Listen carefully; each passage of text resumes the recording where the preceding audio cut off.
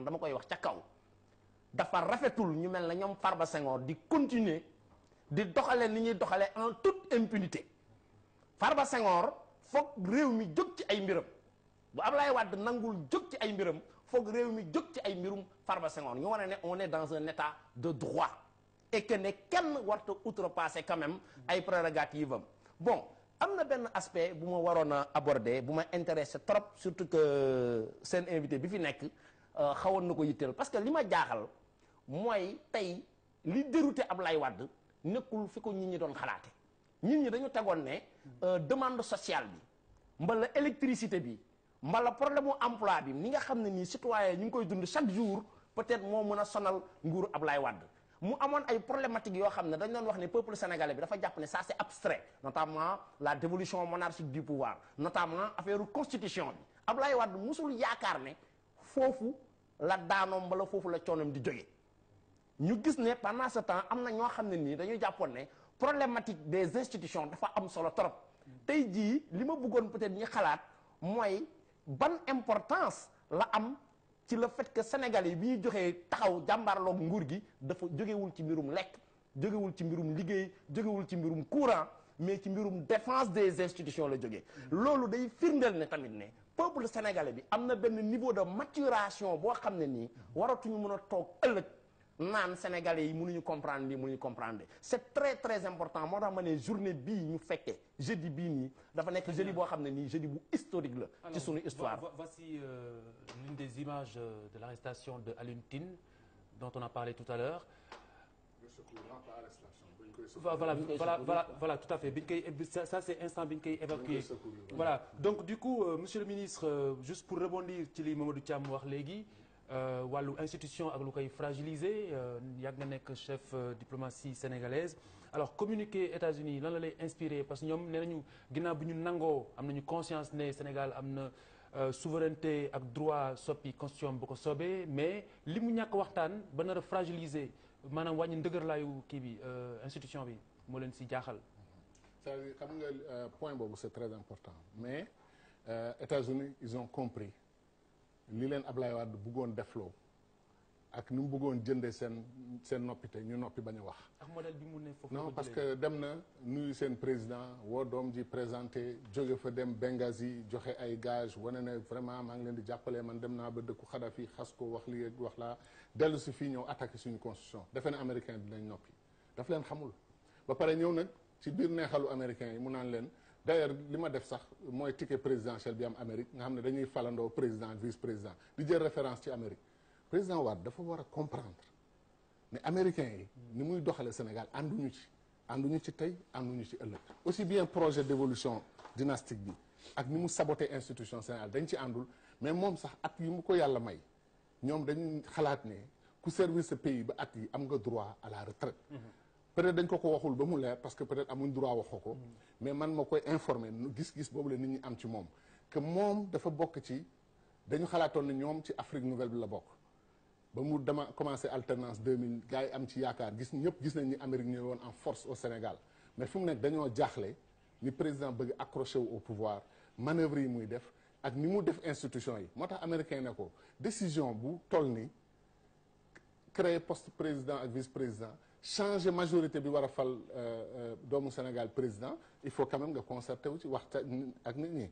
Très bien. léegi gis nañu résultat américain wax nañu mais li ma fi wax démb c'est très important américain yoo français yoo espagnol yoo chinois ak indien ñëpp c'est très bien mais ndimbal na ci fekk loxo borom. tant que bu askan wi jógul woon bu Barack Obama taxawoon fële jël téléphone am woo Abdoulaye Wade xas ko waxulu ko du régler suñu problème mooy ñun ñooy jóg ñeneen ñi jàppale ñu. Voilà, très bien. Donc monsieur le ministre dañuy des sax bitim réew ndax manifestation yi ak ñaawlu initiative bi wala projet de loi bi doon loo xamante ni du rek Sénégalais yi nekk fii la yitteel ñu nekk si diaspora bi te ne leen ni ki Barcelone am na ku jokk ak ñun Massar Bassoum bokk ci APR Yaakaar mu ngi wooyee Barcelone Bassoum salaamaaleykum. Allô, bonsoir. waaw Bassoum yaa ngi ñu dégg. Oui, je vous entends un peu. Ah oui, bah, je vais essayer de parler un peu plus fort. Est-ce que vous m'entendez, Bassoum?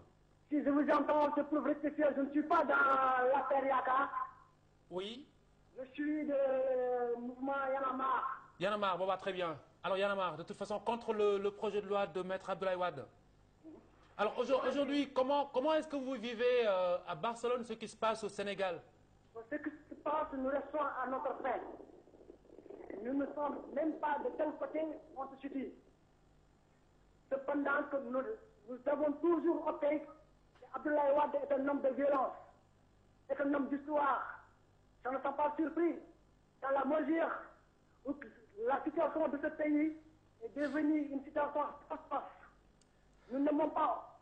Et voilà, ça fait 2 semaines. Nos voisins du Mali, les immigrés vivant ici, nous traitent comme des fumiers parce qu'on a toujours revendiqué que le Sénégal est une porte de la démocratie en Afrique de l'Ouest. Cependant, voilà, cette démocratie vient d'être bafouée par Abdoulaye Wade. Et je vous assure, un pays comme le nôtre, voilà. Nous n'avons jamais connu cette situation, un pays de El Hadj Oumar Tall, un pays de El Hadj Malick Sy, un pays de Cheikh Bamba, quiconque vous allez détruire verra des conséquences de ceci. J'appelle à tous les Sénégalais, cette assemblée n'est pas éligible, cette assemblée dont les députés ne connaissent même pas ce que signifie le mot verbe député. Le député s'est envoyé un député à l'Assemblée nationale pour défendre les intérêts de son peuple. Mais si ces députés Massa Bassoum, Massa Bassoum, je vous remercie. Donc mu ngi doon woote Barcelone. Donc ni ñu ko gisee en Espagne donc en France aussi amoon na ay manifestations démb. ba am ay arrestation garde à vue waaw ay garde à vue parce que ka nga xam ne mooy ndawul réew ma nee na dañ ko yàqal loolu la ñoo ñu jàppee waaye. réew mu ñu xam fu bari ci àdduna bi am na fu bari fooy dem sax boo ñuulee rek dan naan yow waa Sénégal nga ndax Sénégal rek lañ xam ca ba ñu day xool ñun ci wàllu géographie réew mu tuuti lan 196 000 kilomètres carrés bu ñu dee xool ci wàllu population yi itam bariwuñu 12 millions d'habitants li ay réew di am ba tax ñu am doole siiw ca duñ àgg sax ñun fi ñu àgg ci niveau bi ñu toll ci àdduna bi amuñu ko ca mooy pétrole daanaka amuñu benn richesse buy jóge ci suñu sol benn richesse lan am mooy lan mooy Sénégal réew mu jàmm la réew mu am stabilité la réew moo nga xamante ni bii amul problème ethnique te pourtant ay ethnie am na fa diggante ethnie yi suñu maam yi liggéeyal nañu ba au lieu ñuy bàjjonte comme yeneen réew yi bu ñu gisantee dañuy fóonante dañuy lëngoo réew mi problème diine amu fi te pourtant am na ay réew yoo xam ne bi tey ñàkk bokk diine tax na réew ma tas da ngay dem ci ab famille fekk fa ñaari diine yépp am na sax ci sénégalais yi ñu xaritoo dox seen diggante ba ñuy tuddante ay doom nga dégg benn tur defe ne jullit la fekk waajuram chrétien la et vice versa loolu mooy suñu doole loolu moo tax adduna bi naw ñu dañ koo donn ñun ñii fi toog tey dañ ko donn ñooñu ko jox ñu am responsabilité préserver loolu ba jox ko ñi topp ci ñun amuñu droit mu yàqu amuñu ci benn droit ca tey jii suñu taxawaay bu am solo la te am naa yaakaar ni jàmm dina fi jóge ndax lan man ak yéen ñoo nekk ñeenti at a ngi nii xam naa ni am na ñu bari ci yéen ñoo nga xamante ni bii am nañ un sens très élevé des responsabilités et du patriotisme bari na fi trop ci yéen te li may wax du waxu neen dama leen pratiquer xam ko mën naa ci joxe ay exemple su ma ko temps bi mayoon kon te loolu wane ngeen ko ndax démb bi ngeen di tasee ci groupe parlementaire bi di def amendement bi ngeen def te muy amendement bu am solo kenn nekkuloon ci mbedd mi donc defu leen ko ci pression loolu ma mën naa ko témoin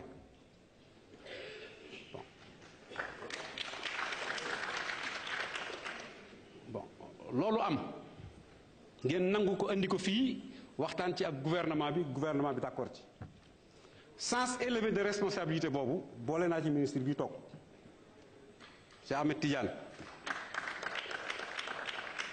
parce que dafa amoon lu jafe duma ko wax fii nag mais lu jafe ñu yónni ay nit ba ñuy dem man leen su ngeen demee dina leen ko may ba mu demee mu may leen ko ci sens élevé de responsabilité boo boolee yooyu yépp tey jii muy yéen muy gouvernement bi ngeen bàyyi li gën a jafe ngir lan ngir jàmm am ak réew mi avancé ci wàllu démocratie am na leneen loo nga xamante ni bii su ngeen ko bàyyee tey jii jàmm dina am ci réew mi te luy tax jàmm di am lu mu man di doon jar na ko loo jënde jàmm rek jar na ko te ñun jàmm lan xam wax dëgg yàlla ñun ay mbokk lan jàmm lan xam gis nga li ngeen def li ngeen maye ci seen coobare ak ci seen conviction li may bëgg a ñaan nii moo ko gën a yomb fuuf du bàyyi de suñu règlement intérieur may nañu ci article 75 ñu suspendre débat bi su ko defee damay wax rek damay proposer waaw écoutez-moi bu ñu suspendre débat bi li ci des ñu waxtaan ci ñun sénégalais yi ñu waxtaan ci pourquoi duñu waxtaan mën na nekk il est vrai que président de la République woote na ay yoon yu bare bari waxtaan amul loolu moo wane ni moom bëgg na waxtaan mais wóor na ma ni bii yoon moom bu wootee waxtaan dina am parce que jàmm day am heure bi baa ngi ñëw parce que nit ñi dañu bëgg jàmm te buñ ko bàyyee mais même moom fi mu nar a jëm moom bëggul loolu yow bëgguloo ko man bëgguma ko ñun ñëpp bëgguñu ko am na koo xamante ni dëkkul ci réew mi dafa amoon lu ma wax lu am solo dëkkul ci réew mi yàgg na fi nag ay responsabilité la fi yoroon seen réew dafa yëngutu woon lool am ay jaxas-jaxas ba réew ma dalee ñu nommé ko ci benn poste de responsabilité sénégalais yi nekk ci réew mooma dem seeti ko mun leen yéen seen réew du am lii mukk ndax yéen da ngeen di waxtaan guddi da ngeen di juboo merci kon maa ngi leen di ñaan ñu suspendre séance bi waxtaan ngir jàmm am ci réew mi man ngeen ko def leen ko jàmmi Sénégal jar na ko merci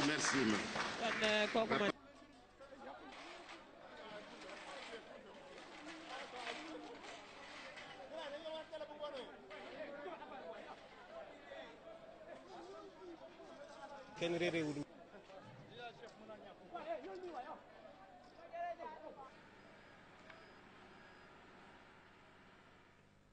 Alors, retour sur ce plateau, je pense que nous avons découvert ces images avec justement des pillages qui commencent.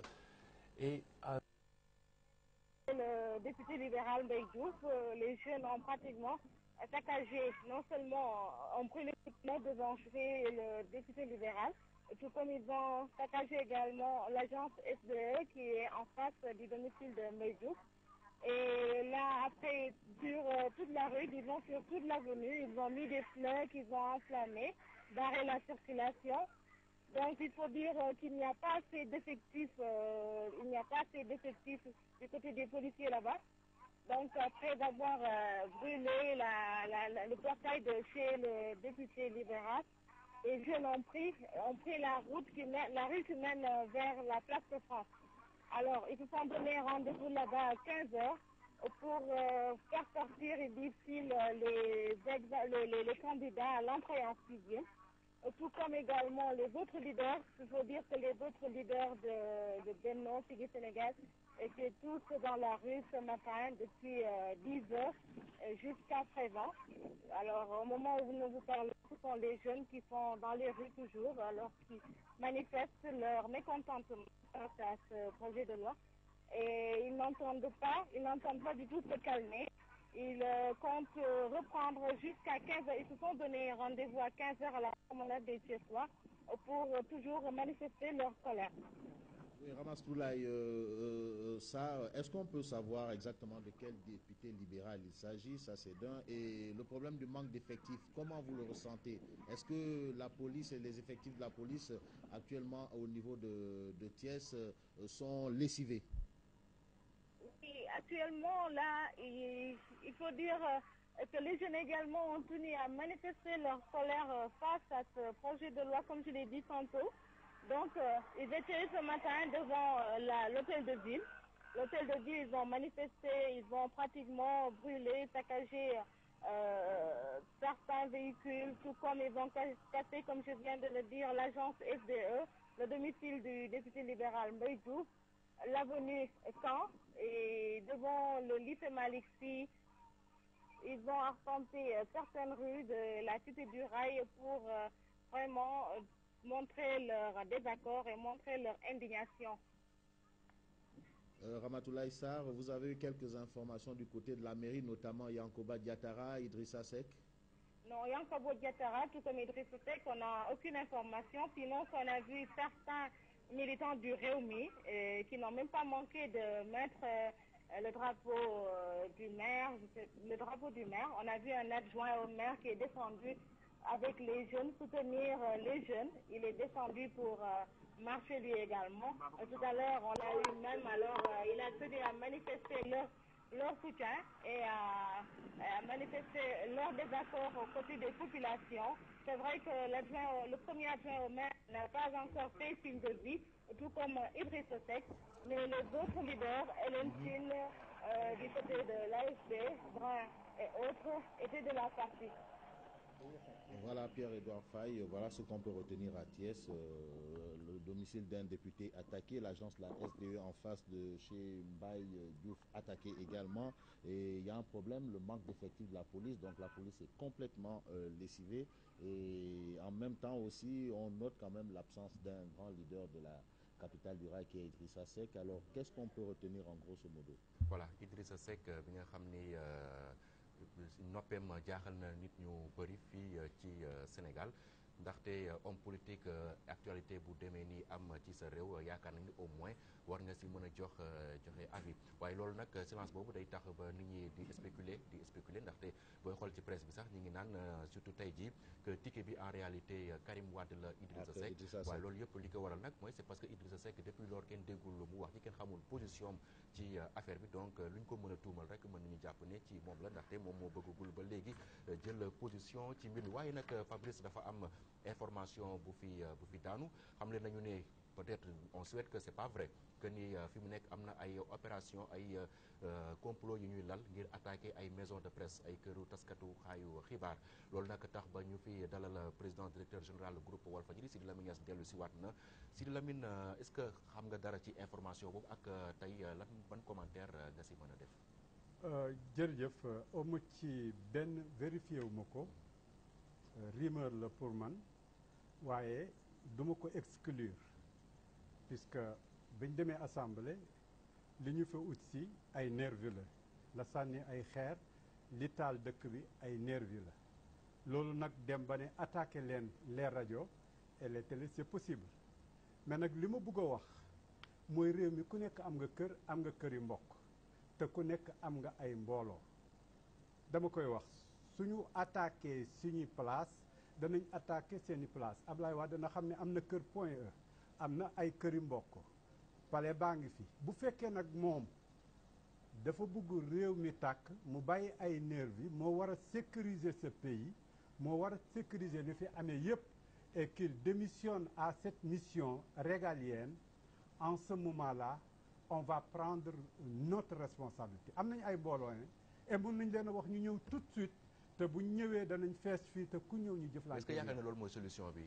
dama bëgg a wax ñun état la ñu nekk sécurité la ñuy xaar yaa l'état moo am rôle moo am le monopole de la violence kenn moo fi sañ a attaqué kenn moo fi sañ a def dara mooy état su demee nag ba délégué loola mu amoon te prouvé naa ko ba ñëpp yëg ko yëgal leen naa leen ni leen mosoon na fee yebal ay nerveux fay na ci xaalis xam nga kon mu defaat ko c'est possible donc loo xam ne am na fi dans le passé et je l'ai prouvé bis bu mel nii moo taxoon ma koy prouvé dama ne bu amee danañ ci jëflante ak ñoom bu fekk dañoo war a jógee ci jungle dellu ci àll nañ ko def kenn ragalul kenn ñàkkul ay mbooloo kenn ñàkkul lu la défendre waaye dañoo jàppoon ne nekk dans un état civilisé mooy li gën moo tax je fais appel au ministre de l'Intérieur monsieur Ousmane Ngom ci gannaaw bi mu gisee mu am yu fi xew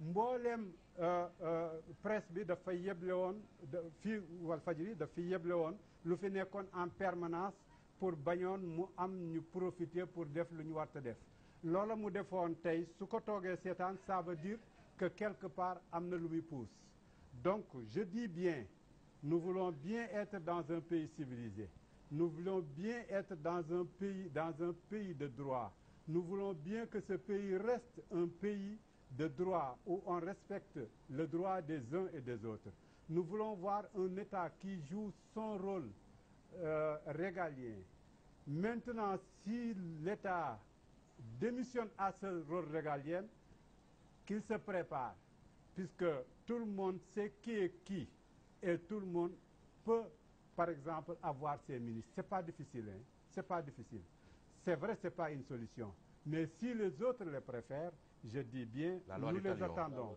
s'ils préfèrent la loi du talion nous les attendons donc nos autres confrères sont en train de s'organiser j'ai écouté tout à l'heure RFM eux aussi ils s'organisent les autres organes s'organisent puisqu'ils ont tous reçu cette information nous aussi à notre tour looloo tax ma ñëwal sama bopp pour ku ñëw ak ñu fekk ñu ñoo koy jëflanteeg yow de premier abord dama wax ne yëf yi nekkatuñu xupaateeg wala di ñëw di yàq wala di ñëw di rey mais nag commanditaire bi dañ koy xam bu fekkee dafa am ñu jëflanteeg Farba Senghor wala ñu la këram wala nañ dem jëflante koog ñooñu ndax ñoom ñoo ubbi lenn loo xam ne ubbeeku na fi mu ne nii ci biir réew mi léegi nag bu ñu buggee jël la presse pour cible jàpp ne lii ñoo ko def ñun dañuy jottali di wax li fi xew te loolu la ñu jël ci niñ ko war a defee léegi nag kon loolu ci laay woo le sens de responsabilité j'appelle le ministre de l'Intérieur à jouer son rôle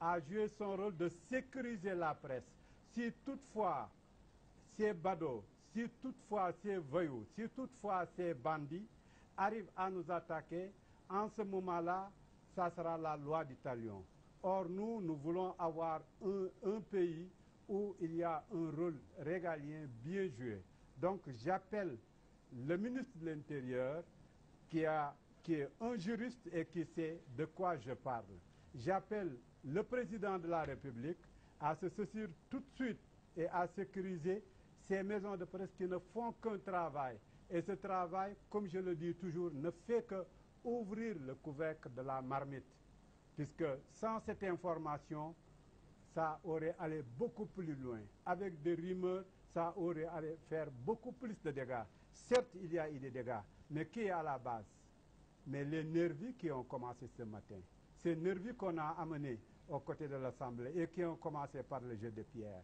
les gens étaient venus comme civilisés et on a fait la preuve le 19 mars on a montré que ce peuple est un peuple civilisé on a montré que ce peuple est un peuple non violent donc les preuves sont déjà faites maintenant si la violence est faite on saura aujourd'hui c'était qui est derrière tous ces événements-là aujourd'hui c'est pas la presse c'est pas Sidi Lamine c'est pas quelqu'un d'autre c'est le président de la République qui a mis comment dirais-je l'huile dans le feu c'est lui qui a donné un projet de loi de réforme constitutionnelle qui fait régresser la démocratie et à chaque réaction une réaction de la même rapidité. Mais ce même président a reculé, président. Est-ce que ce n'est pas une mais on l'attend sur tous les plans.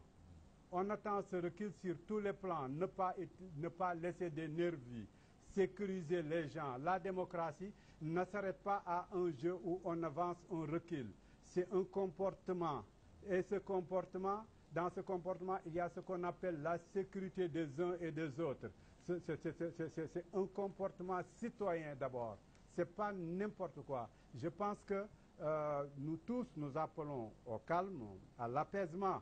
Tant que ceci évolue, tant que ce rôle est joué, nous le voulons bien et nous sommes des citoyens qui ont le sens de la responsabilité. Mais il faut aussi que les autres le jouent. Il a reculé quelque part, mais il en reste d'autres points, comme je viens de le dire. Parmi ces points, il y a la sécurisation. Je demande à tous nos reporters de continuer de faire leur travail sur le terrain. Certains sont menacés sur le terrain. Hein, mais qu'ils fassent leur travail. On a fait un choix. On a fait un choix. Moi, je suis sur le terrain comme eux. On a fait un choix. Ce choix n'est pas gratuit. Il faut le dire. Quand on fait un choix, on l'assume. Je dis que mourir pour son pays, c'est devenir un martyr. C'est un honneur. En tout cas, pour moi, c'est un honneur. Je le dirai tout de suite. Le jour qu'on verra mon cadavre, en ce moment-là, sachez que je suis heureux. Je suis comblé puisque c'est mon pays. Je ne l'ai pas fait pour un autre pays. Je ne l'ai pas fait pour un autre comportement. Donc les journalistes, c'est des gens qui se sont engagés pour faire un travail. Ce travail peut avoir ses risques, mais qui continuent à le faire. Il faut qu'on sache que le Sénégal ne se fera qu'avec les Sénégalais. Et des Sénégalais dignes, des Sénégalais courageux, des Sénégalais qui sont prêts à aller, à répondre à toute action par une réaction pareille. Voilà ci parti boobu ñu wax ko rek ci wolof ndaxte am na suñu reporter yu nekk sur le terrain ñu ngi leen di menacer loolu lan nga si dama ne tànn nañ li ñu tànn moo tax ñun li ñuy def yëpp man ñëpp xàmme ma may dem di dugg ci biir ñoo xam ne lu nekk nga fa lu nekk mën na ma caa dal mais maa ko tànn lu ma ci dal bu ma ci dee shahid laa loolu wax naa ko alquran na ko wax nee naa Serigne Abdou moom la ñu ubbee tey moo ñu ubbil géew bi Serigne Abdou moo wax ba yuuxu te ba muy wax assemblée la doon wax ba muy wax loi bu ñuy yóbbu assemblée la doon wax waxutoon ay verset coranique il parlait d'un fait dafa doon wax ne bu leen déglu président de la république jamono jooju Abdou Diouf la woon dafa doon wax ne bu leen déglu monsieur Ndaw moo doon président de l'Assemblée nationale liñ leen di jox càmbar leen ko donc lu wér la doon wax donc lii def nañu un choix je pense que boum boobu ñu Serigne Abdou jox ce matin boum boobu la ñu war a marché ñun ñëpp. Voilà, c'était là la réaction à chaud du président directeur général du groupe Walfadjri, Sidi Lamine Niass, à cette information qui est en ce moment actuellement au stade de rumeur, hein, c'est pas encore confirmé, mais il ne faut exclure rien du tout. Quand ce type d'informations sont au stade de rumeur, il faut se dire qu'il y a quand même une bonne source quelque part qui distille cette rumeur, parce qu'on ne voit pas un intérêt de s'attaquer à un groupe de presse qui ne fait que son travail, à savoir informer juste, informer vrai, et les faits sont là, les faits sont clairs, tout le monde les voit. Alors on ne voit pas ce qui a été inventé et ce qui peut peut-être susciter peut-être des attaques de nervis. Et qu'est-ce que les nervis viennent faire dans une telle histoire? Il faut bien se poser la question. Et ajouter à qui profitera la crime si crime il y aura. Mais au pouvoir probablement. En fait, voilà. j'ose le dire. Je peux me permettre de le dire. C'est des informations prises très au sérieux ici, en tout cas à Walfadjri, parce que déjà ce matin, nos équipes de reporters qui étaient sur le terrain ont subi des menaces de mort, ont proféré donc à leur encontre donc par des éléments supposés appartenir au pouvoir. Donc laissez nos reporters de grâce faire leur travail tranquillement. Voilà, Pierre-Edouard Faye, nous sommes ici. Merci, Président. Et revenez-nous quand vous avez des informations, parce que les vies, pas nos vies seulement, mais les vies de nos téléspectateurs sont en danger, parce que leur privé de démocratie, c'est quand même un crime aussi. Voilà, nous avons ici avec nous Elhadj Ndoye qui a été blessé ce matin. Monsieur Ndoye, si vous pouvez venir vers nous pour qu'on sache exactement ce qui s'est passé et nous dire exactement qu'est-ce qui s'est passé. Vous êtes complètement ensanglanté, ça on peut le remarquer et on le remarque d'ailleurs bien. Alors juste le temps pour lui de s'installer convenablement et de nous dire un peu ce qu'il a vécu ce matin, Pierre-Edouard. Alors quand même, c'est des faits, hein, on n'invente rien, c'est des gens qui sont là, c'est des gens qui se battent, qui sont là, qui veulent la démocratie, qui veulent la liberté, et c'est des gens qui veulent quand même que les choses se passent comme cela se doit dans un pays, qui sont contre un fait. Elhadj Ndoye, bonjour. Bonjour. Alors, qu'est-ce qui s'est passé? Moi, je vais m'exprimer en wolof. Bismillah. Je parle mieux le wolof que le français. Bismillah. Ce qui s'est passé ce matin, on était autour de l'Assemblée nationale et on faisait, comme on nous a autorisé la marche, on faisait la marche et tout. Donc, du coup, il y avait des nervis de trucs du PDS qui étaient de l'autre côté et qui ont commencé à jeter des pierres. Donc après ñu commencé di sànninte ñoom xeer. Après par la suite bon si le policier yi ñëw aussi ñu wax ñoom parce que dañ defoon barricade autour si rond-point bi ne bu kenn avancé ñu leen loolu c'est trop facile parce que il faut que ñi député yi xam ne ñun on est présent sur les lieux donc ñu dindi barrière yi ñun ñëpp ñu avancé barrière yëpp tas yëpp daanu et puis ñun ñëpp ñu avancé dem si diggi foofu en face truc bi en face assemblée donc du coup après si les GMI yi commencé di dóor lacrymogène ñu dóor lacrymogène ba amutuñu lacrymogène seen stock jeex ñu commencé di sànninte yi ak xeer ak ñun donc après ñun tam ñu ñëw avancé ñu léegi ñoom ñu demandé ñu pour ñu arrêté sànni xeer yi ñun tam ñëpp arrêté sànni xeer yi après ñu ñëw taxaw donc ba ñëwee taxaw noonu am na benn groupe GMI bu ñëw fekk ma taxaw mu ne ma dégagé ma ne ko non dañu ñu autorisé kii bi marche bi dañuy taxaw fi ñu taxaw ni mu chargé grenade bi à bout portant dóor mu ko ci biir ma daw mu dóor mu fii dóor mu fii. kon ay grenade moo la gaañ nii. waaw moo éclaté fii biir bi fii mu ngi neewi fii yëpp dañ ko ñëw je sais pas combien de points de suture. fan lañ la fajee nii. principal donc principal aussi am na ay blessés yu bëri presque une centaine yu fa nekk ay jeunes façon blessé bu nekk am na ñu jam paaka am nañu seen bopp toj Seydou Sy Sall mu ngi fa aussi tànk bi leen dóor grenade si genou bi mu ngi foofu falaa ko bàyyi donc am na ay blessés yu bëri bon hôpital bi ñoom en ce moment dañ débordé complètement. Seydou Sy Sall ancien ministre de l'urbanisme. Donc c'est ce qui s'est passé quoi. Donc moi je suis venu ici pour lancer appel surtout jeunesse sénégalaise bi parce que il faut pas que ñu reculer parce que Abdoulaye lu mu bëgg instaurer moi je suis pas pour contre par exemple ay vice-président ou président parce que opposition bi mën nañu am vice-président ñeneen mën nañu am vice-président mais le problème c'est que les 25% bi nga xamante ne moom la bëgg jàllee forcing. boobu dindi na ko. dindi na bon man li tax mu dindi ko est-ce que buñ toogoon suñu kër dina ko dindi tey suba parce que dañ génne si tali bi sànninteex ñoom xeex loolu tax mu génne ko. yow ban mouvement nga bokk wala si parti man non LD MPTR LD laa bokk bu Bathily donc loolu la quoi parce que bu fekkoon ne tey suba defuñu dara ñun ñëpp ñu toog fii di wax ci salon yi demuñu ci marché bi defuñu dara kon du génne loolu parce que dafa gis population bi dañ dévoué pour ñu dindi loi boobu moo tax mu reculer donc population bi waruñu fu mu toll nii bàyyi seen loxo dañu war a continuer aussi lutte bi ba instant bi nga xamante ne loi yi nga xamante ne yëpp baaxul pour ñu mu dindi ko parce que benn nit rek la du kenn. merci El Hadj merci je vous remercie El Hadj Ndoye moom ndaw la nekk ci LD tey nag dañu ko blessé gaañ ko ay gaañ yu xaw a métti deret bi mi ngi nii ci pantalon bi donc xam naa peut-être duñu ko mën a gis ci caméra yi waaye daal ñu lay souhaiter rek bon rétablissement ak ñi nga xam ne ñëpp tamit am nañu ay blessures ok ñoo ko bokk am nañu ay blessures foofu lay ca manifestation yi te nekk ni comme ni ñu ko waxee ca hôpital principal xam naa ñu ngi wax waa régie bu fekkee mën nañu jokkoo ak Sidi Aïdara moom mi nga xam ne moom moo ñu teewal hôpital principal ñu delluwaat ci moom rek ngir mu wax ñu situation bi foofu nu muy demee ñu ngi ñuy signaler également que Louga am na ay manifestation ak Achille Niang donc mooy note bi ñu may glissé léegi donc Fabrice xam naa soit Achille wala Sidi Aïdara kuñ ci am rek ñu dellu si waat ci événement yi nga xam ne tey ji ñoo am ci assemblée nationale ñi fàttali ni également que débat yi mi ngi continuer foofu ci assemblée nationale malgré perturbation yi am yëpp gars yi ñoom ñu ngi si seen i débat Papa Cheikh Sylla moom moo ñu fa teewal xam naa également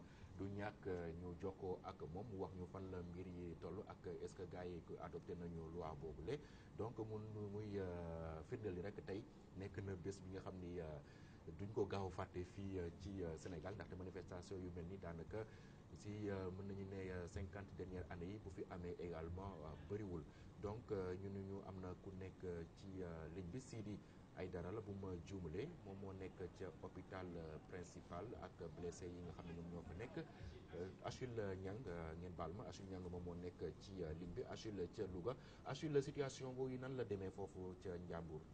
waaw jërëjëf Pierre Edouard comme ni ko dëkk yi ci Sénégal yëpp defee rek Louga tey aussi tàngoon lool ngir big sax la ñu commencé woon nas ab plan ne dañuy taal ay pneu waaye ci suba ñi nga xam ne ñoom ñooy élèves yi nga xam ne ñoom ñoo nekk EFI ñoom ñoo ubbi nit ñi def benn manifestation doxee foofu Grand Louga ba buntu préfecture di wane ne ñoom àdduna ci projet loi bi ci diggante bi nag même naam sax ñi ngi dégg ñu naan supprimer na cas bloquant bi waaye loolu dafa mel ne dafa gën a yokk xadar ñi nga xam ne ñoo doon def manifestation yi parce que jóge nañ Louga di manifester di taal ay pneu di défilé di biral seen ñàkk ànd ci projet bi bay yegg ci route nationale numéro 2 foofu nag pneu desu fa taal nañ pneu yi et vraiment bloqué circulation bi dàqanteeg gendarme yi ak pompiers yi mu nekk vraiment benn spectacle bu nga xamee ne day wane waa Louga ni ñu ñàkke ànd ci projet bi yamuñu foofu mën nañoo jàpp ne Louga xott pneu desu fi lépp xam ne mën nañu ko taal ñoom taal nañ ko pour fësal seen ñàkk ànd ci projet de loi boobu même bi ñu waxee ne supprimer na cas bloquant bi ñu ne cas bloquant wu 50% ñoom li ñu bëgg mooy ñu génne projet bi nga xam ne moom mooy instituer ticket à la présidence ci buntu préfecture aussi ci la responsable politique yi waa Benno Siggil Sénégal waa Parti socialiste waa APR Yaakaar bi ànd ak Macky Sall ak sax ay jeunes UJTL yi nga xam ne ñoom ànduñu ci projet bi ñoom foofu la ñu dajaloo daal di biral seen ñàkk ànd ci projet bi Pierre Edouard daal li mën a jàpp daal mooy Louga comme ni ko Sénégal yëpp defee demul ñu kenn demul ñu def donc ñoom mobiliser nañ wane nañ seen ñàkk ànd bare nañu tali bi taal nañ ay pneu manifester nañ biral seen naqar ak seen ñàkk ànd ci projet de loi boobu. nekk foofu ca Louga donc xam na ni li Dakar mel rek daanaka noonu la Louga mel ci tàng ndaxte nit ñi wàcc nañu ci mbedd ma ngir ñaawlu projet de loi bi ñuy namm taxawal fii ci Sénégal waaye également Fabrice je pense qu'il faut qu'on ait également une pensée profonde aux nombreux potaches les élèves qui sont en train de faire l'entrée en 6e, ils seront à coup sûr très perturbés par les événements de ces dernières heures. Aujourd'hui, je pensais qu'il était beaucoup plus judicieux pour les autorités quand même d'annuler ou bien de suspendre les épreuves de l'entrée en 6e jusqu'à une date ultérieure parce que certainement la concentration nécessaire ne sera pas au rendez-vous pour ces élèves et nombre d'entre eux d'ailleurs ce matin on l'a dit il y a eu des manifestants qui sont allés déloger carrément des élèves qui étaient en pleine concentration pour les besoins de cet examen. Malheureusement donc ces élèves ont été délogés en pleine épreuve et aujourd'hui donc je pense qu'il était beaucoup plus rationnel, beaucoup plus judicieux d'annuler tout simplement ces épreuves pour permettre aux élèves de pouvoir revenir dans de meilleures conditions après que les choses se soient calmées ultérieurement. Absolument, en temps normal, on aurait pensé à ça parce que puisque la situation est tellement chaotique qu'on ne sait pas où on va, qu'est-ce qui va se passer demain? Parce qu'aujourd'hui, c'est des questions qu'on pourrait se poser. D'accord, on va renvoyer les examens, mais est-ce que la situation va se calmer ou la situation va s'aggraver? Alors, je crois qu'il faudrait plutôt se concentrer à calmer les choses, à revenir à de meilleurs sentiments. Il y a tout un chantier, le chef de l'État qui doit renouer avec son peuple, ce même peuple qui l'a emmené au pouvoir avec 2 tours et qui aujourd'hui refuse que les choses se passent autre que 2 tours. Il n'est pas question d'un tour. Alors il y a beaucoup de choses qu'il y a à faire. C'est vrai que les élèves aujourd'hui avaient une mission, c'est-à-dire passer leur examen. Les élèves du primaire, bien sûr, passer leur examen. Il y a tout un calendrier. Le calendrier doit être respecté. Mais pour que le calendrier soit respecté, il faut une certaine stabilité quand même. Et là, ça peut même constituer, c'est vrai que, je vais un peu aller loin, ça peut créer un traumatisme. Parce qu'un enfant qui va à l'assaut de son premier parchemin, vous savez ce que c'est, Pierre-Edouard, certains le savent, d'autres ne le savent pas peut-être, mais vous le savez, aller à l'assaut de son premier parchemin, vous savez pas ce que ça se passe, et paf, on vous demande de sortir. Et même les parents restés à la maison ne sont pas tranquilles. D'ailleurs, et même moi, je crois même que ceux qui sont allés déloger ces enfants ont dû peut-être poser un acte, c'est vrai, d'une part, pas normal et d'autre part assez normal. C'est aussi un peu les protéger, leur demander de rentrer à la maison parce qu'on ne sait pas ce qui pourrait se passer entre-temps. Et ce qui se passe aujourd'hui à l'Assemblée nationale peut se passer partout parce qu'on sait que la nuit, c'est toujours un moment propice pour un certain nombre de choses. On peut ajouter à ça les coupures d'électricité. Alors l'obscurité, ce ne sera plus la nuit, ce sera l'obscurité, les ténèbres. Alors donc c'est un ensemble de choses, un ensemble de faits qu'il faut essayer il faut qu'il suscite de la réflexion, et une réflexion assez importante, ma foi, aujourd'hui. Et il faut vraiment réfléchir à beaucoup de choses, parce que ces événements que nous voyons là, des gens qui sont là presque maculés de sang et qui vous disent qu'il n'est pas question de reculer, ils sont nombreux, des gens comme Eladj Ndoye qui a été blessé par des gaz lacrymogènes. Ils sont nombreux ici, ils sont nombreux là-bas, justement au niveau de l'Assemblée nationale, ils sont nombreux au niveau du Sénégal. Alors il va falloir les calmer. Comment les calmer? Peut-être utiliser d'autres moyens. Et Babacar Justin Ndiaye le disait tantôt, Wade est très subtil en matière de politique, Wade est très fort. Alors est-ce qu'il va peut-être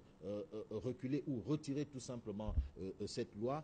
Moi, à mon avis, en tant qu'observateur, je pense que le vieux, comme on l'appelle affectueusement, Gorgui, a mieux que de poser cet acte-là pour enfin dire à son peuple que je reste à votre écoute, je suis là pour vous. Et puis, à mon âge, tout ce que j'ai à faire, c'est d'être en paix avec ceux qui sont avec moi. Alors, Pierre-Edouard Faye, donc, c'est ce qu'on peut retenir.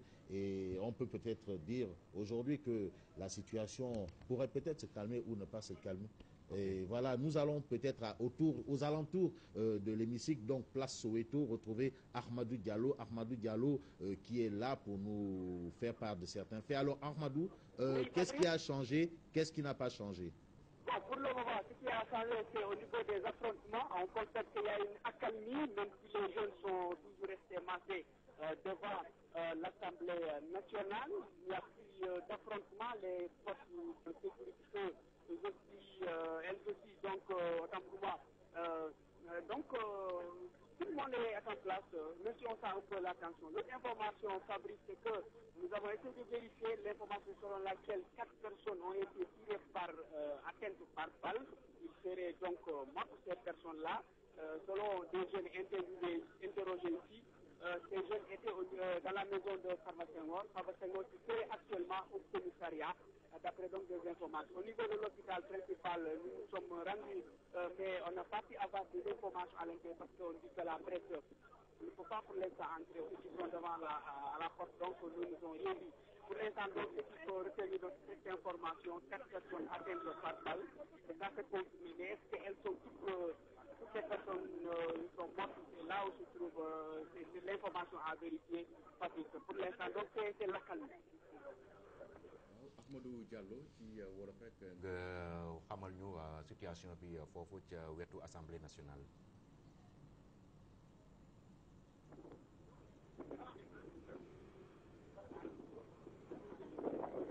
allo Ahmadou. oui. waaw Pierre-Edouard la ma ni nga wax ñu rek situation bi foofu nga nekk ci côté Assemblée nationale. Fabrice ni ma ko waxee kon léegi nii rek fi nga xamante ni moom mooy ca Assemblée nationale daanaka mbir mi xaw naa tedd tuuti tedd ci jàppante yi diggante takk der yi ak ci diggante ñi ak jeunes yi ak diggante ñi nga xam te ni ñoom ñoo fi ñaxtu ak ñu UJTL yi bu fekkee ci côté boobu nag amagul leneen loo xamante ni mën nañ cee wax ci wàllu jàppante waaye mën nañu jàpp ni rek ba léegi daal ñoom ñëpp daal ñu ngi fi taxaw ñu ngi gën a bëree ñibbiwuñu ñu ngi toog ñeneen ñi jënd ay ndox di naan di noppalu di xaar en attendant xamuñu nag lu ñuy xaaragum. beneen information bi mooy li nga xamante ni waxoon nañ ko sànq am na ñeenti nit yoo xamante ni ñeneen ñi ci kër Farba Senghor lañ leen fekk dañ leen dóor ay bal ci li nga xamante ni moom ay xibaar la ñu saataane ci ay jeunes yu bëre ñenn ñi sax nee na ñoom ñoo leen fa génnee yóbbu leen ca hôpital bu principal xamuñu nag ndax ñoom ñëpp dañu faatu am déet ndax am nañu ko nekk di wax waaye lu leer te wóor mooy ci hôpital bi xamal nañ ne am na ay nit yoo xamante ni ay balu fetal lañu wax ni moom moo leen dal yóbbul nañ leen foofu ci hôpital bi waaye nanguñu bay ñu dugg ci biir ngir am xibaar kon Fabrice loolu la ñu mën a jàppangum ci wàllum nga xamante ni moom may lakk-lakkee tamit lu toll ci fukki oto yoo xamante ni kanamu bunt bu ndaw Assemblée nationale lakk nañ leen ñoo ñëpp janoo ak kër bi nga xamante ni moom mooy kër Farba Senghor. Ahmadou Diallo nekk sunu reporter bi nga xam ni suba ba léegi mi ngi foofu ca côté Assemblée nationale ngir xamal ñu jafe-jafe yi am foofu ci vote loi bi nga xam ni ñi ngi koy débattre waxtu bi ñuy wax ak yéen ca biir hémicycle ba may insister rek côté régie ngir ñu wool ñu Sidi Aydara bi nekk ca hôpital principal bi nga xam ni war nañu jox ay information ci blessé yi nga xam ni nee nañu bëri nañu lool ñu ñuy acheminé foofu ca hôpital principal bi nga xam ni soriwul dara lii di Assemblée national, Fabrice Guéma. Et voilà, si on peut avoir Sidi Aïdara pour nous faire un peu la situation au niveau de l'hôpital principal, parce que les informations que nous venons de recevoir de la part de Ahmadou Diallo inquiètent un peu. Des gens ont été tués par balle. Oui, à prendre avec des pincettes. Hein. Voilà, à prendre avec des pincettes, mais quand même, ça peut nous inquiéter parce que bon, il est sur quand on parle de mort quand même, mais dans ces circonstances, on doit quand même vérifier et essayer d'avoir la bonne information. Alors ça, c'est vraiment à vérifier et probablement Sidi Aïdara pourra nous édifier par rapport à ça. Est-ce qu'il a eu la même rumeur? Ça va faire une deuxième source qui annonce cette rumeur et là on pourra peut-être commencer à susciter un peu la critique peut-être ou essayer de vous douter un peu de la situation qui prévaut actuellement au niveau autour de l'hémicycle. Donc si Sidi Aïdara, nous pourrons entrer en contact avec Sidi Aïdara. Je crois que Muntaga Amadou Sarr est en train de s'atteler. Mais pour revenir encore sur un fait, Pierre-Edouard Faye, qui est présidentiel, peut-être va mourir ce soir. Il va mourir peut-être ce soir, mais au-delà, c'est vrai, de ce qui nous concerne, pour être un peu dans ce sillage de proximité nous concernant, donc lié à ce que vous venez de nous rappeler, je vous dis que c'est une maladresse un peu politique. Si on regarde au-delà du Sénégal, hein, comme je l'ai dit à l'entrée, le contexte mondial ne s'y prête même pas. Si je prends exemple, par exemple, à la Syrie, ou en tout cas dans les portions où le monocratisme a fait long feu pendant des centenaires, justement, c'était un acquis, en tout cas pour les gouvernants. Jamais les gens n'ont pensé justement à une rébellion comme celle-là. Si j'invoque l'exemple de la proximité qu'il y a entre la Syrie, par exemple, et la Turquie, regardez les efforts qui ont été consentis par Bachar el-Assad en essayant justement de supprimer le parti Baas, qui était un parti unique. Il est dans des conditions pour supprimer donc ce parti. Il a libéré des prisonniers politiques, il a posé des actes. Mais dans le voisinage, on le soupçonne de ne pas aller très loin, tout simplement parce que c'est dans un courant de démocratie. Alors, les dernières entrailles qui restaient aujourd'hui pour la démocratie, c'était ces portions.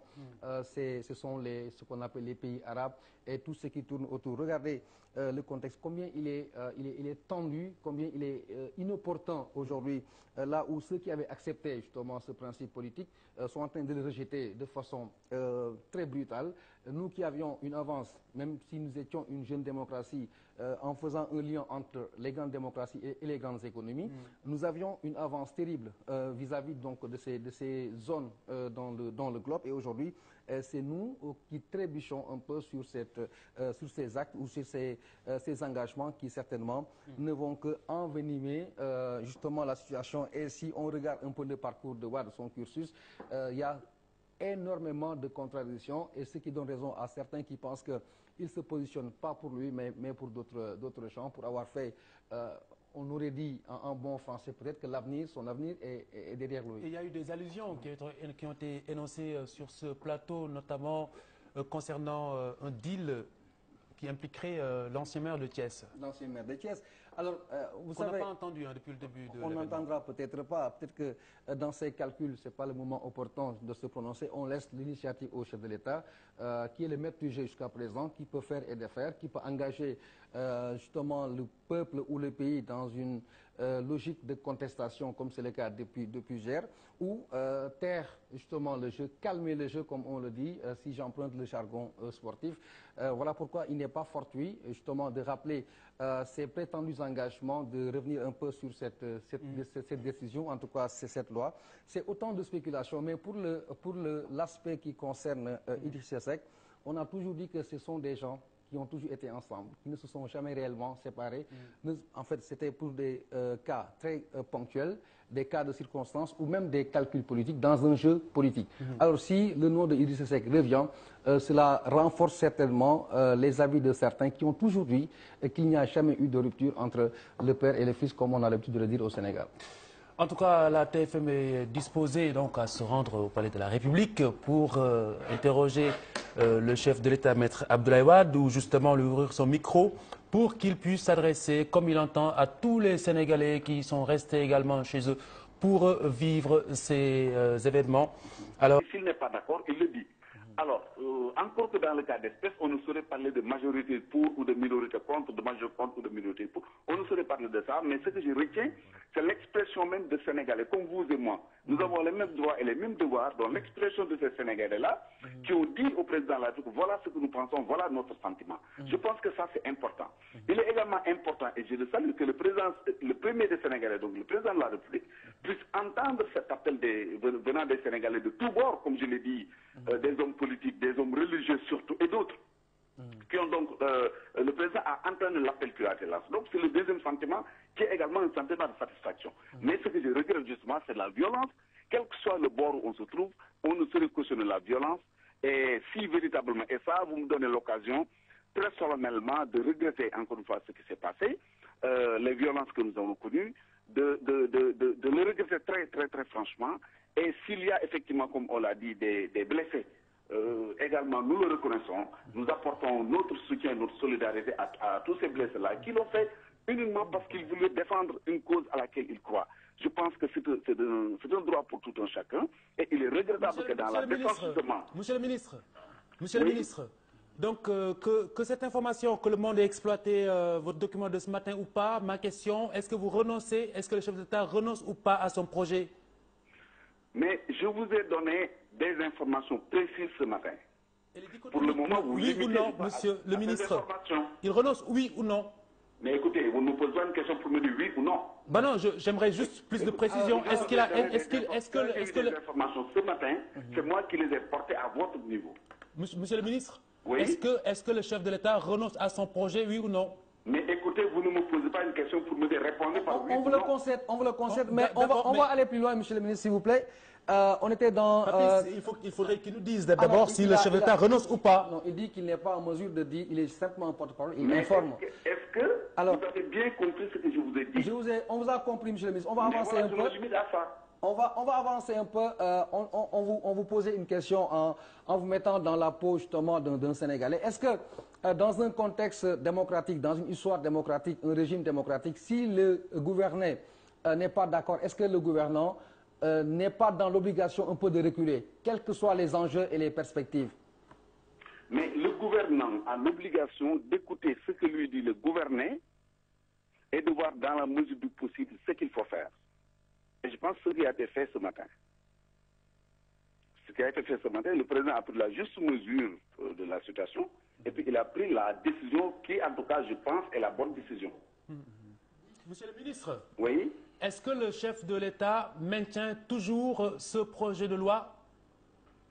Est-ce qu'il est toujours question de ce projet de loi, avec bien entendu le nouvel amendement? Je ne veux pas qualifier, je ne veux pas qualifier ce que vous êtes en train de dire, mais c'est tout sauf une question. Monsieur le ministre, je pose une question. Si vous souhaitez répondre, je veux bien. Mais j'ai déjà répondu. Non, mais je reformule. Est-ce que, monsieur le ministre, le chef de l'État a renoncé à son projet, comme l'indiquent nos confrères du journal Le Monde? Je ne me fonde pas sur un article de presse. Je porte la parole d'un président. J'informe sur la base de ce que je reçois de lui. Jusqu'au moment où nous parlons, ce que j'ai reçu de lui, je vous l'ai transmis. Maintenant, qu'un journal ait écrit ou qu'une radio ait dit quelque chose, je ne peux pas me prononcer par rapport à ça, ça n'engage que ceux qui l'ont écrit. En ce qui me concerne, je vous ai dit ce que j'ai tiré même de la bouche du président de la République. On peut dire que le projet de loi poursuit son chemin. C'est à vous de tirer une conclusion. On aura tout compris. Alors, si wolof, monsieur le ministre, nga tënkal ñu rapidement si information bi tukkee ci suñu confrère Le Monde lan lañ war a mën a jàpp ci réaction bu comme yaa yor baatu njiitu réew mi. waaw xam nga Le Monde bu waxee loo nga xam ne man xaw ma fu ñu ko jëlee man mun ma ci wax dara. li ma xam mooy bi mu xëyee ci suba président ñëw en conseil ministre wax ñu ne lii ak lii laa bëgg li ma bëgg wax naa leen ko. wax naa ko rajo yi wax naa ko télévision yi. donc maintenant que keneen wax leen loo nga xam ne yëguma ko mënu ma ci prononcé wu. waaw Bernard Valero si boppam bu France. moom moo wax ne am nañu mbetteel ci li xew ci Sénégal. te tamit ñu ngi rëccu wala ñu ngi tiislu ñàkk waxtaan wi nga xamante ne moo ko ëmb. donc ginnaaw bi Le Monde biralee ne njiitu réew mi dafa dellu gannaaw ci projet bi maanaam bàyyi na ko ginnaaw bi mbedd mi génnee waxee wane meram. donc sama question mooy est-ce que njiitu réew mi niki yéenekaay bu waxee dafa dellu ginnaaw wala déet. dafa dellu ginnaaw ci lan. ci projet bi ndax dafa ko bàyyi faf. waaw non li ma xam na mooy projet bi li ñu ci doon wax ñetti point la woon. benn bi mooy 25% yi dindi nañu ko beneen bi gi des mooy président bi nga xam ne mooy ñaari ñi ñuy élire sur un ticket président bi su demee vice président bi remplacé ko kooku su demee président du Sénat mooy assuré intérim loolu également dindi nañu ko amuma nag beneen information boo nga xam ne am na bu ma leen mën a wax maintenant su dee ne am na keneen koo nga xam ne wax na wala mu bind xëy na koo ko wax wala mu bind xëy na su doon ko woowoon mu ma leen wax fan la ko jëlee mais man li ma xam mooy loolu mooy li ma leen wax nii. nit dañ ko wax lu mu xamul mënul wax nett lu mu fekkewul. donc mën nañ jàpp ne ak lu mu metti ak lu lakk yi di continuer ak lu blessé yi di continuer loi bi aussi dafay continuer yoonam. xam nga dag ma wax ni ma journal sangam nee na. monsieur le ministre non passé naa foofu dama ni juste jusqu'où est-ce que vous êtes prêt à aller est-ce que du coup malgré toute la tension dans la rue la loi le projet de loi poursuit son chemin. waaw dama ni. je vous entends je vous écoute. li nga wala tubaab loo ciy wax. olof. waaw kay d'accord dama ni li nga xam ne mooy soppi ko yi am wax naa la ko beneen soppi ko boo xam ne wax nañ ko te yëguma ko man. kon lu ma yëgul mënu ma ci wax. kon projet baa nga wéyal yoonam. en tout cas li ma ci xam mooy li ma la wax nii mënul li ma wax loolu rek loo ko xam yëguma ko. maintenant dama bëggoon ki leen ko wax ki nga xam ne fa ngeen ko jàngee. ngeen wax parce que man jàng naa ko comme yéen mais comme la man mënuma di yore kaddu njiitu réew mi. ba pare di jëlee information feneen. voilà kon information boo jógee feneen soxaluma. alors tugal daal dinay tiislu ñàkk waxtaan wi am ci li nga xamante ne nii moom mooy projet de loi bi. niki noonu itamit réewum Amérique tiislu loolu. oui. waaw alors ana lan ngay tontu ci loolu nga xamante ni moom mooy fragilisation institution yi waa Amérique di ragal niki waa France également. waaw xam nga fragilisation maanaam néewal doole kenn yi nga xam ne ñoo yore réew mi loolu bu ko France bañee ñoo ko gën a bañ bu ko États-Unis bañee ñoo ko gën a bañ donc loolu pour dellu si rek wax ni. ñëpp d'accord nañu en tout cas man bokk naa ci yi nga xam ne d'accord nañu ni lépp lu ñu war a def fa waxtaan lu am solo la te it kenn mënul weddi ni njiitu réew mi depuis ba mu nekkee président de la ba léegi day woo nit ñi pour ñu toog waxtaan mais nag waxtaan aussi ñaara koy def loolu tamit bu ñu ko fàttee. voilà li ki def voilà monsieur le ministre. est-ce que du coup mën nañu yaakaar ne njiitu réew mi dana wax ak askan wi. oui. mën nañu xaarandi ne dina wax ak askan wi. ne quitte pas allô. monsieur le ministre. oui. est-ce qu'on peut attendre une adresse du chef de l'État à la nation. ndax mën nañu xaar njiitu réew mi wax ak askan wi. fi réew mi toll waaw su jàppee ne lu war a nekk la. danañu ko def parce que du benn yoon du ñaari yoon donc bu fekkee ni laaj nañ ñu def ko rek war na ko def. ndax mu ngi Sénégal. kan Wade. mais mi ngi nii jàkkaarloog man nga ndax mi ngi Sénégal. ah bah très bien alors benn yóbbante TFM pare na ngir ñëw def interview àgge ko askan wi. alors monsieur le ministre. dégg nga ni. TFM noppi na ngir ñëw def interview àgge ko askan wi ubbi micro yi. interview ak kan. ubbi ak chef de l'État pour mu wax ak Sénégal. d'accord jërëjëf. très bien laaj bu mujj monsieur le ministre. voilà il est parti. voilà donc ñuy gërëm di sant Serigne Mbacké Ndiaye di ministre porte-parole bu chef de l'État maître Abdoulaye Wade. Papis Diaw donc le constat li ñu constaté mooy ba tey ndax dañuy bàyyi wala dañu bàyyi newuñu bàyyiwuñu waaye newuñu tamit daañu bàyyi. waaw beneen jàngat bi mooy si waxam bu mujj nee na mu ngi nii jàkkaarloo ak man. waaw ça veut dire que Serigne Mbacké li muy wax yëpp mu ngi koy tibbee ci njiitu réew mi. bu ñu jàppee li nga xamante ni moom la mujjee wax. parce que biñ ko laajee ñu ne ndax mu ngi si réew mi. mu ne maa ngi jàkkaarloo ak moom nii nga naan ndax mu ngi ci réew mi. alors beneen bi mooy laaj bi leerul wala boog tontu wu ci. Papis Diaw l'information que je viens d'apprendre. L'info que je viens d'apprendre il y a eu 4 morts. Il y aurait 4 morts chez Farba Senghor. Dans quelles circonstances est-ce qu'ils ont été tués? Nous y revenons tout de suite avec nos confrères sur place.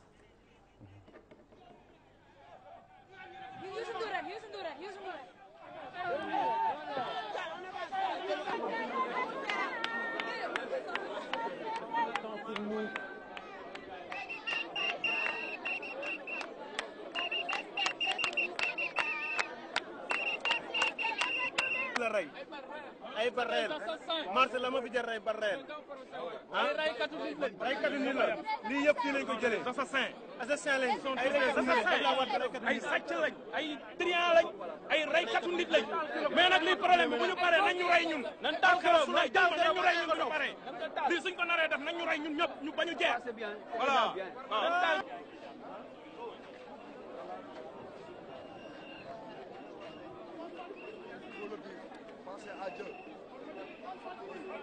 Voilà ce que nous offrons aux femmes, nous. C'est pas des lacros, mais des pots de fleurs. na dem dafa doy dafa man sama liggéey Ablaye Wade ko nangu man sama liggéey dégage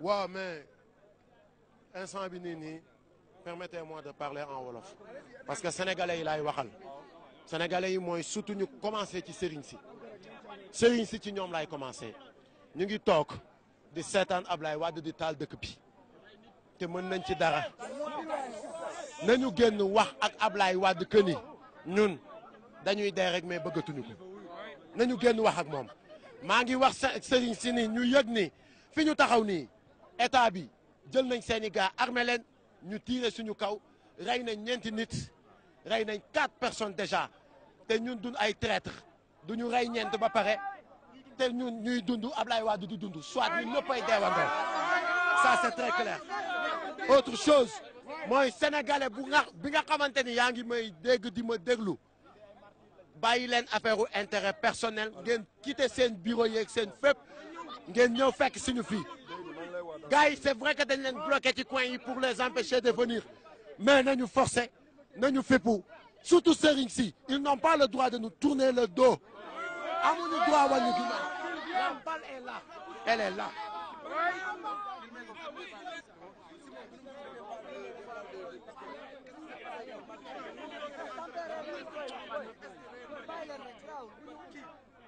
Ce sont des balles de chasse. Ils ont sorti des fusils à pompe, des partisans de Farba Senghor. Ils sont en train de prendre des lutteurs, de les mettre devant pour ñu ñëw xeex ak ñun. instant yi ni sénégalais ñëpp xam nañ ne footballeurs yi la ñu gëm mbër yi rappeurs yi mbër yi instant yi ni waroon nañ fi nekk tey sëriñ si comme ni ko kilifa waxee waroon nañ fi nekk tey footballeurs internationaux yi waroon nañ fi nekk tey parce que c'est le Sénégal. C'est le Sénégal. Tous ces gens que tu vois, Matador devait voyager. Lui, il a des visas. Nous, man, j'ai la double nationalité. Bien ngay jënd génn dëkk bi. Mënoon nañu dem suñu yoon. Mais on est resté ici. Di jot ay bala blanc. Di jot ay coups. Xoolal kanamu saawaay. Comprendre nga li mu lay expliquer? Donc, à un certain moment, képp ku digne ne Sénégalais nga. Fii nga war a nekk. C'est plus une question de loi, c'est une question de maintenant on a des morts. Il y en a qui sont tombés au ministère de l'Intérieur. Il y en a qui sont tombés devant la porte de Farba Senghor. Donc léegi sénégalais lan la ñu soxlati ana ñu doon wax naan li xew Égypte mënul am fii tey lii lan la donc na gars yi génn ngir yàlla war a sulu ñu jëlaat suñu Sénégal. Actuellement ce n'est plus la loi, c'est la démission du président Abdoulaye Wade. C'est la démission la ñu bëgg. On veut la démission du président.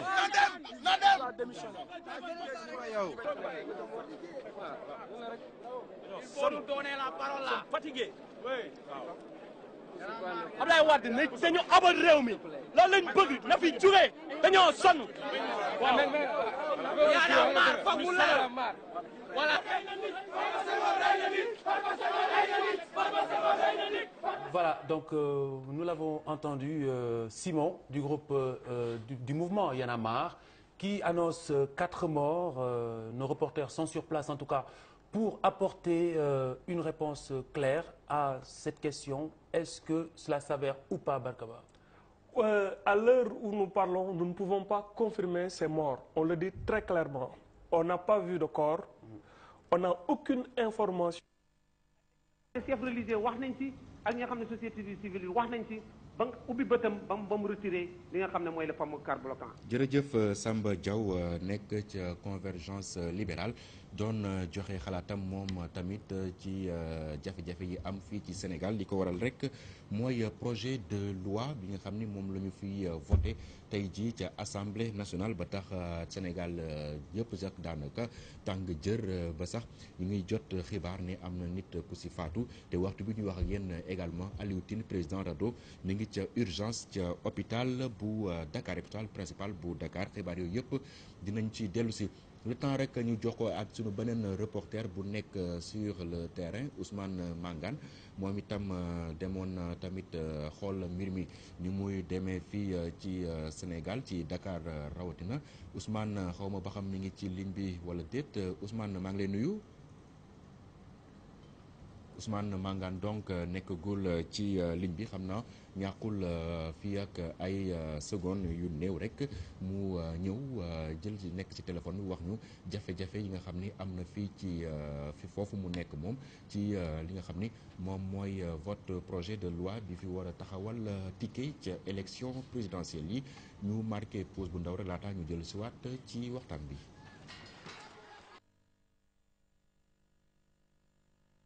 assemblée bi def noonu. nee na su ko defee assemblée bi mel noonu. su ñu leen présenté lu ngeen war a wote na ngeen ko seet. waaye bu ñu neetee wote leen nangam seet leen ko seetantal ko. ak lu mu leen di jural amaam Allah nag. ak lu mu leen di jural sa kanam yàlla bu ngeen teewee.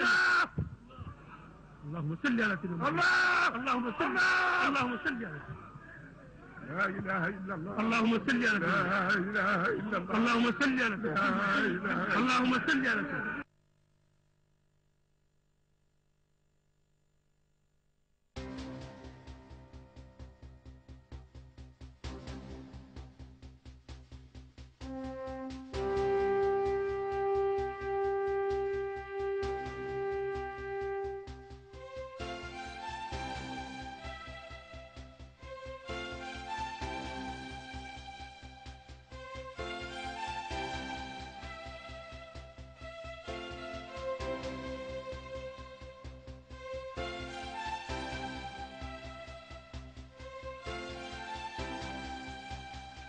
Aujourd'hui, après 12 années, il veut pouvoir passer avec seulement 25%. Les Sénégalais ont décidé de prendre en main leur destin. Il y a des moments où on ne peut plus regarder et faire des analyses constitutionnalistes. Il y a des moments où il faut avoir une posture républicaine.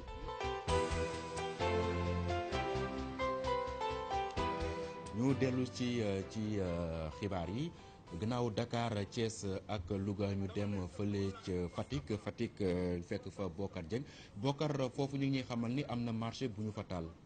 waaw ñu ngi fii taal nañ fi ñaari marché au niveau du marché central affaire bi nag gars yi si gàttandu balaa yëf yi di dugg si marché bi jóge nañ foofu dem nañu ngir attaqué comme li nga xamante moom mooy préfecture bi fu mu toll nii foofu la ndaw yi nekkee donc ils ont ouvert plusieurs fronts pour prendre en otage pour effectivement détourner l'attention des policiers donc fu mu toll nii yëpp dégénéré am na ñuy wax ni sax dem nañ si national bi aussi baare bépp oto bi nga xamante ne jóge na Dakar pour jàll Kaolack wala jóge Kaolack dem Dakar donc baare nañ fu mu toll nii yaakaar nañu fii ba motul examen bi dañ ko perte bi parce que fii ñu nekk nii am na ñetti école primaire yoo xam ne ni ñooñu wër et loolu la autorité ragaloon ce matin moo tax ñu jël ay dispositions pour fexe bi examen am mais fi mu toll nii pratiquement yëpp dégénéré foofu askan baa ngi gën ñoom tasaaro nañu ubbi nañu ay front yu bëri fépp foo tourné si dëkk bi ëpp na yaay ay saxaar pëna ngay gis donc confusion totale moo am fii si diwaanu Fatick. mais mun na jàpp pour l'instant la police était mais c'était que aussi fii mun luñ si gën a xam mooy que ici l'effectif de la police est très faible boo xoolee ëpp pratiquement lu ëpp 10 policiers wu nekk biir Fatick moo tax it situation bi mel nu mel donc ba léegi benn policier dong lañ fi gisul mooy commissaire comme adjoint commissaire moo fi nekk mais ñeneen ñi kenn gisul parce que policier aussi dañ leen tasoon ci biir école yi pour ñu surveiller pour que ñu bañ a dugg ci biir école yi looloo tax moo tax it ndaw yi vraiment mun a am accès def manifestation ni ñu mel maanaam ubbi ay front yu bëri ñii dem nañ côté gouvernance ñii dem côté préfecture donc ay bërëb yi nga xam ne dañ ko calculé woon pour ñoom ñu attaqué ko fii ak guddi yi. Bokar, en français, à Fatick, on nous signale des foyers de tension un peu partout. Oui, c'est vrai, Pierre, vous avez parfaitement raison. Donc, ça, depuis ce matin, on craignait, ils le disaient, ils étaient en train de planifier leur attaque et ils l'ont fait tout à l'heure. Ils ont brûlé des pneus et tout à l'heure, on craignait effectivement que le marché central ne prenne feu. Heureusement que les gens sont... Mes chers collègues, mon cher collègue Maître El Hadji Diouf, yow mi nga xam ni da nga aspiré nekk candidat war a jiite réew mi nekk député ñaaw na si yow nga taxaw fii janoog say morom député di leen wax ay mbaam wala ay jàmm. Donc damay ñaan pour que nga retirer loolu boo fi ñëwetee te ñu ñaaw la ñun ñëpp encore li dal suñu collègue Maître Abdoulaye Babou, parce que je pense que li dal Abdoulaye Babou mën nun dal ñun ñëpp, parce que situation fi mu toll ak nu ñu diaboliser les députés ak nu leen ñàkkalee fayda te loolu yëpp si nun lay jóge nun députés yi. Donc war nañu modérer suñu ay wax ba pare xamal nit ñi ni nun ay représentants du peuple véritable lu nekk dañuy liggéey pour le peuple. Loolu politique warul tax ñu di dem ci rajo yi di wax nit ñi ni liggéeyuñu pour peuple bi duñu diaboliser pour que les gens nous attaquent. Ñun ñoo ngi fi tey suba lu fi jógee ñeneen ñëw fii ñooñu duñu attaquer tey demain ils peuvent être là devant nous. Donc nit ki politique warul tax ak bëgg dara que ñu ñaawal ko yàq ko ba nga xam ni kenn dootul ànd ak sa sago. Donc dafa am lu ñu doon ñaawlu ci projet de loi bi lu ci ëpp dindi nun ko rectifier nun ko. Donc la moo ci des mooy ticket bi je pense que ticket bi pour man lu baax la ndax dana wàññi sax nombre candidats yi parce que tey mën na am ñu dem am une vingtaine de candidats ou trentaine loolu même sax élection yi du am valeur parce que élection toujours nit ñi war nañu modérer ni ñuy doxalee parce que ëllëg nañuy sédd ëllëg xuloo boo gis war nga sédd juboo parce que ndax boo juboo amee du xus peuple bi nag ñi nekk ci mbedd mi dañuy réclamer peuple bi représentant peuple bi ñun tamit dañuy réclamer du peuple bi ñun ñëpp la kenn gënul yellal sa morom ni yaa représenté peuple bi donc ñun war na ku nekk mën na défendre position si nu mu ko yaakaaree nu mu xamee ni moom lii mu wax dëgg la wala jub na moo gën ñuy sànnante xeer wala ñun ñu engagé débat bi ba débat bi parce que c'est en direct rajo yaa ngi wax lu nekk su ko defee ñun suñu bopp ñu ñooy installé musiba bi si réew mi parce que nu ñuy waxee la ak nu ñuy attaqué bi donc man loolu laay woo nu tous les leaders wala tous les députés yi nga xam ñu ngi fii ku si nekk na défendre position nu mu ko yaakaaree nu mu xamee ni noonu la ko défendre les autres leaders yi nga xam ne encore dans les débats ñu ngi attaqué ñu ngi ñuy ñàkkal fayda te je pense que les députés sont dignes c'est des gens qui représentent dignement le peuple parce que lépp lu fi nguur gi indi xam ne jaarul yoon lu bare delloo nu ko wala rectifier nu ko même tey li ñu rectifier sax député yi ñoo ci wax ba nguur gi dellu gannaaw nangu luñ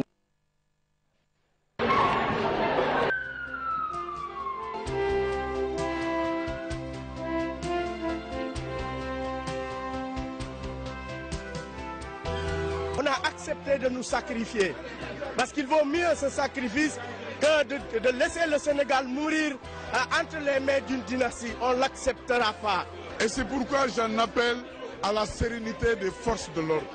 C'est des forces du peuple qui ne doivent pas aujourd'hui tirer sur le peuple.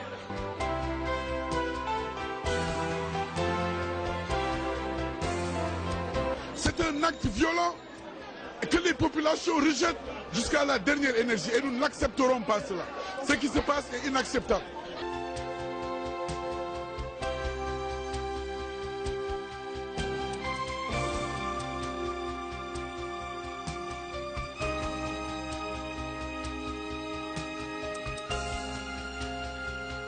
Abdoulaye Wade moom lay waxal su bëggee jàmm nga dindi loi bi laa wax. Le peuple qui avait délégué son pouvoir doit être capable de le reprendre. Le peuple qui a donné son pouvoir doit être capable de le reprendre quand le moment l'exige. Vous pouvez agir pour écrire en ce jour historique l'une des plus belles pages. demain je serai encore là, au péril de ma vie, pour défendre ce pays que nous aimons tous, parce qu'il faut qu'ils sachent que ce pays n'appartient pas à Abdoulaye Wade, que ce pays n'appartient pas à Karim Wade. Si Abdoulaye Wade veut comprendre ça, il n'a qu'à retirer ça. Retour à l'actualité avec d'abord des leaders de Benno Siggil Sénégal qui sont à la police de Guédiawaye depuis hier. Ils jugent leur détention arbitraire et demandent à être libérés. Nous retrouvons un de nos reporters sur le terrain, Ousmane Mangane. Ousmane, votre position d'abord?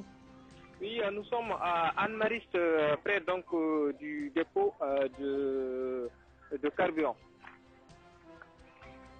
Voilà, donc nous sommes chez Farba Senghor. Le domicile donc de Farba a été complètement endommagé. Des gens sont passés, ils ont enlevé tous les matériels et ils ont brûlé la plupart de ces matériels, donc ont été transportés dehors et ont été brûlés, et des véhicules également saccagés. Actuellement, la gendarmerie nationale est là avec 5 pick-up pour donc assurer la sécurité. Nous sommes avec un des responsables de ce quartier. Monsieur, s'il vous plaît, présentez-vous, vous êtes en direct sur Walf TV. Ça va, moi c'est Bachir Diaw, oui. Alors, est-ce que vous pouvez revenir un peu sur la situation? Voilà, juste pour dire qu'au moment où je prenais mon déjeuner, j'ai appris qu'il y avait des jeunes qui avaient envahi le domicile de Farba Senghor, donc c'est un voisin. Et là, je suis sorti tout de suite pour voir ce qui s'est passé. Je me suis rendu compte qu'il y avait une foule d'une 50aine de jeunes, donc qui se sont introduits dans la maison et qui ont vidé toute la maison. Disons, tout le matériel, des matelas, un poste téléviseur, plein de matériel. Et ils ont mis tout ça en feu. Bon, heureusement qu'on a essayé d'intervenir rapidement pour les dissuader. Et sinon, c'est complètement endommagé. Ils ont tout mis en sac. Donc, nous, c'était notre intervention. Ils avaient même pris la décision de mettre la maison en feu.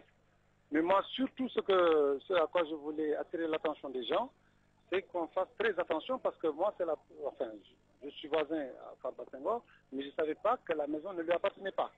Donc, il a loué la maison. Il est locataire. Il faut que les gens fassent très attention pour éviter de saccager les biens d'autrui. Voilà, donc nous allons revenir sur cette réaction en Wolof. Donc il faut noter que depuis ce matin, ces genres de situations se multiplient après donc le domicile de Maître Babou qui a été donc mis à sac également avec un véhicule de marque Citroën C5 qui a été brûlé, et de même que la devanture de la maison de Farba qui se situe en ville, et cette maison également. Donc pour dire tout simplement que cette forme de lutte se poursuit. Kon mbokk yi fu mu toll nii ñu ngi ci kër Farba Senghor bi nga xamante ne moo nekk ci Anne-Mariste. Fii nag mën nañ jàpp ne dafa am ay xale yu fi jaar ci bëccëg gi daal di génne lépp loo xamante ne bagage la woon, génne ko ci biti daal di koy yàqate taal ko.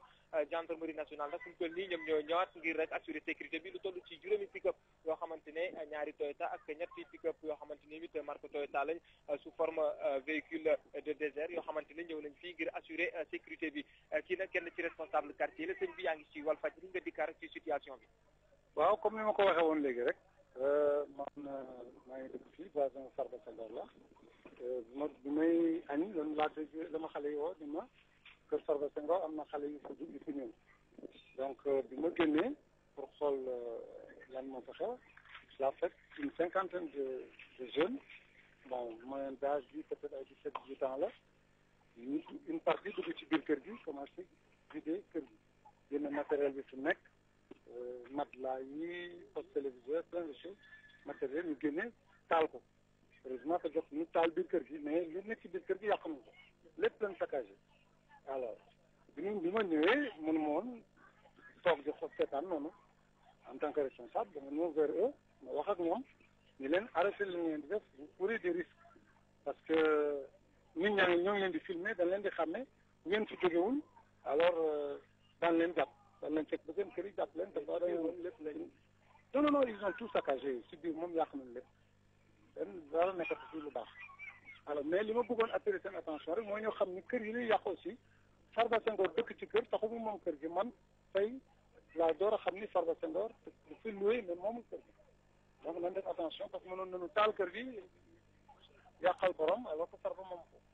kon nag loolu moom mooy information bi nga xamante ne moom la ñu amagun fii kon daal ñu jàpp ne que lii dafa nekkaat beneen mode de xeex ndaxte fii ci suba 4h30 bi ñu demee vers 5h 6h que rek nga xamante ne mooy maître Babou fekk nañ ñuy lakk fa benn oto marque Citroën C5 daal di koy yàqati ci tamit côté midi kër Farba Senghor bi nga xam ne nekk na jëm tamit te gis ngeen li fa xew mooy lakk nañ ko fii tamit ci Amérique te ñi daal di ñaar nekkaat fii kër Farba Senghor kon mu nekk beneen mode bi nga xamante ne mi ngi rek continuer comme ce midi après-midi bi moom mi ngi réservé ay surprise comme mu nekkoon Ousmane Mangane fii ci Amérique pour la radio télévision Fadjri. Merci Ousmane Mangane depuis le domicile de Farba Senghor endommagé. Alors place maintenant à des images qui nous arrivent fraîchement de Kaolack et de Saint-Louis. Kaolack d'abord, avec les événements de ces dernières heures, tout comme Dakar, ça a chauffé également là-bas. Nous y arrivons tout de suite avec Mamadou Matarsar.